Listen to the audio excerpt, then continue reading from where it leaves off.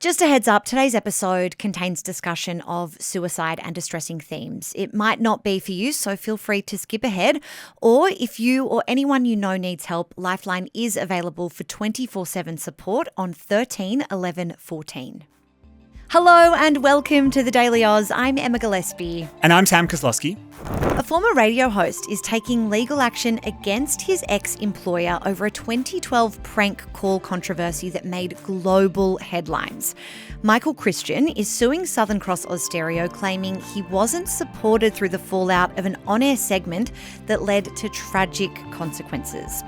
Today, we're going to explain what happened in 2012, everything about this prank phone call and the fallout, as well as the legal action that is now underway and what Christian is alleging about his treatment at SCA. Emma, it's hard to believe that this story goes back more than a decade, Yeah. 13 years. Before we get into the specifics of what happened and why we're talking about it this week, give us a sense of the broader commercial radio landscape back then in 2012. Yeah, this was really a time of shock jock culture. And if it feels like Australian commercial radio is still in that place, trust me when I say it is a vastly different world now, and largely because of the case we're going to talk about today. But particularly on breakfast radio and commercial drive, prank calls were a staple of programming. Really, really common. You would hear prank calls on every major network all the time. They were designed to kind of generate controversy and buzz. And the early 2010s, 2012 included, really represented this kind of peak period for controversial radio content. So shock jock culture, hosts trying to push the boundaries, and networks like Southern Cross Austereo were kind of often focused, or you could often hear them trying to carry out these high-profile stunts. So the regulatory environment as well at the time was less stringent. And in fact, the prank call we're discussing today never would have happened in other places where regulations were tighter, like the US, where actually anyone is required to give their consent before their voice is broadcast. But that gives you a little bit of a sense of what things were like here in Australia. I think the other really interesting element about this time period was the rapid rise of Facebook and this growing idea and this growing sense that these stunts could actually have a life of their own on social media after they were broadcast. Really nascent social media stages. Yeah. I can almost kind of picture the news feed of when these stunts really went viral. So that was the environment when the 2012 incident occurred. Take me through the incident itself now. Yep. So we're in December 2012 when Michael Christian and his co-host Mel Gregg were working on Today FM's Summer 30 program. So it was a summer broadcast. It was going through the biggest hits of the day.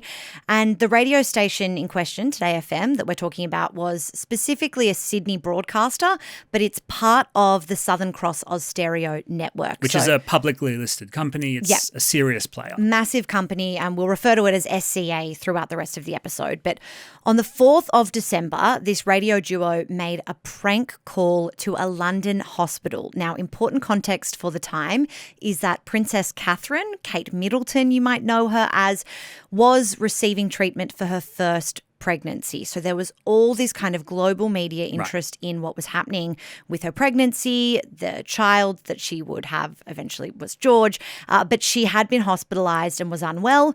This radio duo, Michael Christian and Mel Gregg, impersonated Prince Charles and Queen Elizabeth II on a phone call to the hospital. So these two hosts put on these broad British accents, call up the hospital, and the hospital staff actually believed they were speaking to members of the royal family, right? Yeah. So what we know from the hosts leading up to and after this is that they never expected that they would get past the switchboard of the hospital, that their accents in their opinions were not convincing, and that it was all just a bit of silliness, but it went wrong very, very quickly. So 2 hospital members ended up being deceived by the call. So the person who answered it and then transferred to a nurse, and then that nurse, the second nurse, revealed private details about Princess Catherine's condition. Right. The call, importantly, was not broadcast live, but it was later aired by SCA. So the network did decide to go ahead with running it. Very tragically, just 3 days later, one of those nurses, her name is Jacinta Saldana, she died by suicide. Now, Saldana is not the nurse who disclosed the patient information to the hosts, but she is the nurse that transferred the call to an on-duty nurse on the Duchess's hospital ward. And so very quickly, this event had a global audience and was making news all over the world. Let's go to the reaction from the royal family and the UK media. Yeah, so two very, very different responses here. We'll start with the royal family. It was notably very restrained in its response. Its response was centred around compassion. A statement from the royal family at the time said their royal highnesses were looked after so wonderfully well at all times by everyone at the King Edward VII Hospital, the hospital where Kate was being treated. Their thoughts and prayers are with Jacinta's family, friends and colleagues at this very sad time. So that response was really focused on the care that the Duchess received. The UK media reaction, though, was markedly different. I'm sure our listeners are very familiar with the tabloid culture over there. It is cutthroat, completely different world to here in Australia. The Telegraph, one of the tabloids there, essentially accused the Aussie radio hosts of scamming the hospital. The Mail Online wrote of this palace fury at the Australian radio pranksters, it described them as. And The Sun suggested that the hosts had, quote, flirted with a charge of high treason by posing as the Queen. So you have this situation where a prank call goes horribly wrong and then a massive fallout, both for staff at the hospital and then the broader media landscape all around the world. What was the response like as that was unfolding from the two hosts and their employer? In a word, shattered. Christian and Greg did a series of interviews at the time after the death of the nurse, and you can see it on their faces. They were incredibly distressed by what came to happen from what was meant to be a silly prank. They said they were shattered, gutted, heartbroken. The duo apologised, but they did maintain, and they have continued to maintain over the years since, that the decision to air the call was not up to them, that senior decision makers at SCA were the ones that pushed for the segment to go to air. The incident, as you said, made global headlines. There was significant backlash, and most of that, it should be said, was directed at the hosts. And it's pretty fair to say that neither host has worked in professional radio since, right? Hi, I'm Ola. And I'm Elliot. We're the two-person team behind everything video and audio here at the Daily Aus. If you want to help us grow so we can deliver more of the content that you love, be sure to hit subscribe. Now let's get back to the video. Well, it might surprise you actually to know that one of them continued to work for SCA right up until this year. Okay, well, I want to talk about that in a sec. Why don't we go to the regulators now? So you did say at the top that it was a different regulatory landscape than it is on commercial radio today. But there was still some investigation and reporting based on what happened. Yeah, there were a series of investigations from the regulatory perspective and to see if there was any criminal wrongdoing. So the media watchdog, that's the Australian Communications and Media Authority, or ACMA, it found that the station Today FM breached its broadcasting licence by airing the call. Now, these findings might sound quite firm or serious, but they didn't actually lead to any kind of tangible penalties for SCA. It was confronting the threat of losing its broadcast license, so that concern did loom large over these inquiries, but ultimately ACMA ruled that it would not take away its broadcast license. But the aftermath of this that is not, written in a black and white regulation is that broadcasters changed their approach because they were so rattled, jarred, scarred by what had happened from this call. So immediately kind of prank calls became a massive taboo in commercial radio. There was a coronial inquest in the UK into Saldana's death.